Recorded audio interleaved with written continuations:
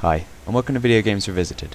Today, we're going to be playing the classic DOS game, Death Rally. Originally released in 1996, this was the first game ever developed by Remedy. It was a surprise hit with gamers, and as a result of this popularity, a freeware version was released in 2009, as well as enhanced versions for the iPad and iPhone. It's a top-down racing game, set in a future where violent, potentially deadly races are performed for entertainment, which now is a fairly cliched and overused storyline, but the game never really makes a big deal of this, so it's not particularly annoying. Whilst a multiplayer mode is available, most of your time will be spent in the excellent single player, which has a basic career structure, where you choose and name an avatar from a selection of different playable characters, the most noteworthy being Duke Nukem.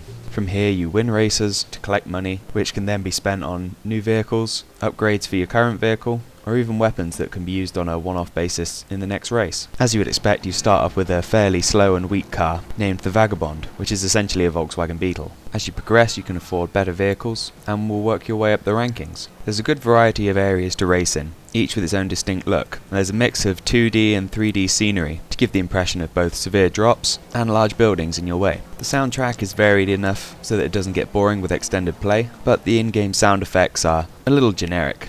Risk versus reward plays a big part in Death Rally, both when selecting the difficulty of race you'd like to participate in, and also when you're presented with the occasional race objective by a mysterious stranger who will ask you to either collect an item from the track mid-race or kill off rival racers. Whilst the rewards for successfully completing these tasks are very generous, the punishment if you should fail is also very severe, causing you to lose a great deal of money, or if you don't have any money, have some upgrades stripped from your vehicle. A fair amount of skill is required to work up the rankings in Death Rally, and gamers who are planning on just saving up for a better car and just gunning it past their enemies will be in for a shock, as crashing into opponents or scenery will slow you down substantially. And in addition to this, enemies will be dropping oil and mines all over the track, and making contact with them can take you from first to last place in the blink of an eye. In general, Death Rally is a pretty well balanced game. However, on later races when you have one of the high-end cars, it does get a little bit too intense, as some of the courses are pretty narrow and there's a lot going on, almost to the point where it feels unmanageable and slightly out of control. And when you get to the number 1 rank and eventually face off against the adversary,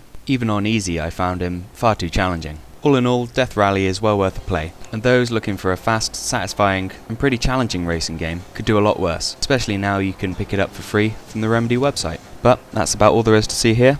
I hope you enjoyed this review, and I'll see you next time.